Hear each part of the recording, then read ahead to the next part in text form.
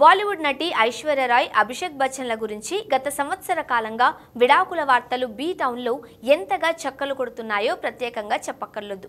అమితాబ్ బచ్చన్ ఫ్యామిలీలో గొడవలు మొదలయ్యాయని ఐశ్వర్య రాయ్ కూతురు ఆరాధ్య బచ్చన్ని తీసుకుని అమితాబ్ బచ్చన్ ఫ్యామిలీ నుండి బయటకు వచ్చేసినట్లు ఎన్నో వార్తలు వినిపించాయి. అంతేకాకుండా అభిషేక్ బచ్చన్ తన పెళ్లి ఉంగరాన్ని చేతికి పెట్టుకోలేదని, వీరిద్దరి మధ్య దూరం ఉందని చెప్పడానికి ఇది ఒక ప్రూఫ్ అంటూ కొంతమంది నెటిజన్స్ కమెంట్లు పెట్టారు. అయితే వీరిద్దరి మధ్య విభేదాలు రావడానికి ప్రధాన కారణం ఆమెనే అంటూ బీ టౌన్లో ఒక వార్త వినిపిస్తాం. మరి ఇంతకీ ఆమె ఎవరు అనుకుంటున్నారా?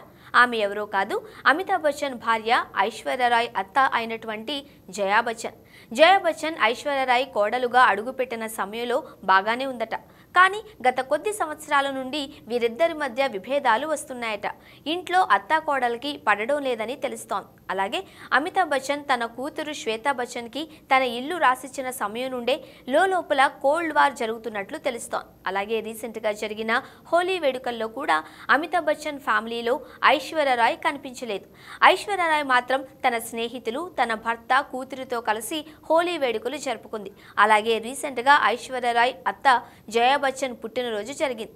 అయితే అత్త బర్త్డే రోజు ఐశ్వర్య కనీసం విషెస్ తెలుపుతూ ఒక చిన్న పోస్ట్ కూడా పెట్టకపోవడంతో వీరిద్దరి మధ్య నిజంగానే విభేదాలు ఉన్నాయని, అత్తా కోడళ్ల మధ్య ఉన్న విభేదాలు చివరికి ఐశ్వర్య రాయ్, అభిషేక్ బచ్చన్లు విడిపోయే స్టేజ్ వరకు తీసుకొస్తున్నాయని బీ టౌన్లో రూమర్స్ చక్కర్లు కొడుతున్నాయి.